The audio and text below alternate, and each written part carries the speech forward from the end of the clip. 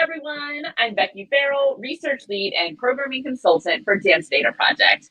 Our series, Moving Forces, Motherhood and Dance, is composed of rapid-fire conversations with mothers in varying roles in the dance field. Today, I am excited to be joined by the fabulous Lauren Coast, dancer for American Ballet Theatre, also known as ABT, and a fierce advocate for mothers in dance. Lauren, welcome! Hey, thank you, Becky. Yeah, I'm so excited to have you here with us today. Like I said, these are quick, rapid fire questions, and we're just going to go ahead and get started. The first one, no, you got it. Good. The first one, at what point in your career did you become a mother? Yes, it was my 11th year with ABT, so pretty late in my career. Wow. And did you have any barriers that you kind of encountered when this happened? I mean, I feel like all the nature of our job is just a big barrier. Right. The physical, physicality, financially taking so much time off because you obviously can't perform while pregnant. And then after, birth, it takes quite a while to get back.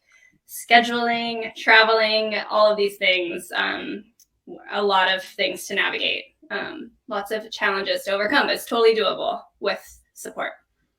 Yes, that's what we like to hear. So speaking of support, were there any resources or support systems that were really helpful for you during this time period? Yeah, well, one of the most important resources financially for me was the New York State paid family leave. So I'm fortunate to live in a state that has this network. So I was able to get paid for 12 weeks of my maternity leave, which is a very long maternity leave. So that chunk of money was very helpful. And then just like emotionally, it was reaching out to dancers who have, done this journey before. So professionals who have families and continue to work, and just talking to them about how they coped. And super important. That's so great that you had the financial and the emotional. Not everyone has that one or even either. So that's so wonderful. It's great. Yeah. So how can we encourage and support partners, and I'll say particularly those who are male, in playing a role in equal parenting? So how has that worked for you? Yeah. Well, I'm fortunate. My husband is super supportive, and, he really takes care of a lot of the household things. So cooking, he does, grocery shopping. He has a more flexible job where he doesn't have to do this. So like we really kind of divided the household stuff.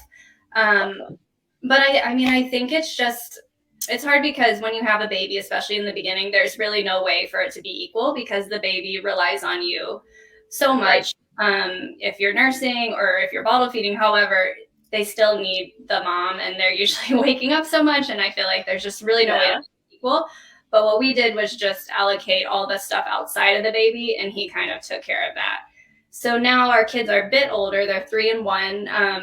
I don't have a kid like attached to me all the time, but we still, we try to just divide it and make it as equal as possible. That's awesome. It's really, really helpful when you have a great supportive partner that jumps in. And to have a plan beforehand, I think sounds like it was part of it as well. Yeah. And I mean, obviously a huge component of that is paternity leave. That's something that I just kind of forgot about because my husband is fortunate that he creates his own schedule. So he took off, a significant amount of time to be there with me, especially with our second baby, because we had him during COVID. So my husband was around. But for working parents, working males especially, having paternity leave is so important. A new mom needs to be mothered herself. So I love that. Like she is giving all of her heart and soul and energy to this baby, and she needs someone to also take care of her. So having an extra set of hands is, it's not just beneficial. I think it's just key. It's necessary. Absolutely. I 100% agree. Everyone needs that care and love. Yeah. The whole time. Honestly, think so one more thing. Yeah. Sorry, I was going to say like the perfect ratio of parents to babies is like 3 adults to 1 baby. So like, right. hands all around. It's kind of the only way that makes you feel somewhat sane. So definitely having a parent. Yes, we need that 3-to-1 ratio. Absolutely. So thinking in those terms, are there additional ways that maybe companies and venues and even like a dance service org can advocate and support mothers? Like how can we instill this cycle of care in the field? Well, I think that, the financial component is one that's very real, and I think most people, struggle with. So I think supporting women financially when they're on maternity leave and then afterwards is huge. And fathers also, so they can take that time away and be with their family. And then, I think when dancers are coming back to work, there's an emotional part and there's a physical part. And I think that being very flexible, letting them kind of ease back in because your body has been through a ton, right. And then you're trying to get back into dancing right. shape. Also if you're pumping, you're going to need extra breaks for that. Yep. I think if you're, if you still have a young child at home, a young baby, you might want to consider having shorter days. I think being, flexible with rehearsal schedules. And then for me, traveling, like there were a couple tours right off the bat when I came back that were international, and I just didn't want to leave my baby, but I also didn't want to take them on like a 15-hour flight for a week. And having the option to maybe forego some of those tours or just work around the schedule to make it make sense for you, and just really being understanding that you're in a huge transition moment of your life. And so, working with the individual to make them feel comfortable with whatever the schedule calls for. Absolutely. And everyone's different. I think that's why we are really excited about this series, that we get to talk to a bunch of different mothers who are going to have different answers to all of these questions. So I think it's really important to bring up that individuality and what people need for themselves, I think is really wonderful. Yeah, I think that just being able to have that conversation and being open to adapting to what people need, because like you said, people need different things. And I think, if a younger dancer sees that a more senior dancer was able to navigate these things rather seamlessly, have the support of their company behind them, it's gonna, make them feel better about making that decision to have a family themselves. Absolutely. It's like, this saying, we can't be what we don't see, right? Like you want to see working mothers in the field and they're able to still be performing and being able to carry on with their careers, I think is really important, especially for younger generations who maybe don't know that that's still an option. Yeah. That you can still be a working mom and still have a really fruitful dance career.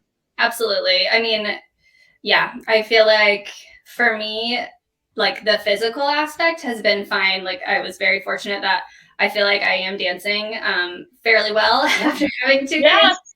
I think one of the hardest things has been, the scheduling and the logistics and the financial aspect of it, because, childcare is not cheap and our schedules are crazy. We're traveling, we're performing late into the night. And so that really eats into, your pay. So I think that, money is something that is helpful for everybody, but.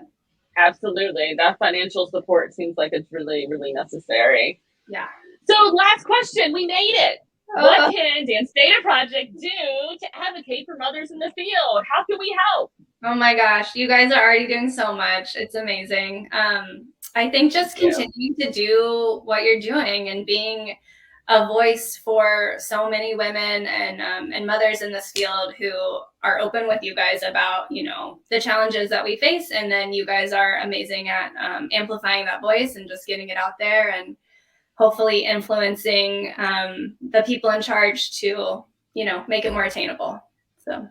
Awesome. Thanks, Lauren. Well, this was so wonderful. Thanks, Lauren, for being our first interview of this series. It's so exciting. I'm the first one. You are. You're the first one. I didn't want to tell you that before the interview, but and just want to say thank you for everyone that's watching. We're going to have more Moving Forces interviews headed your way soon. So thanks, everyone.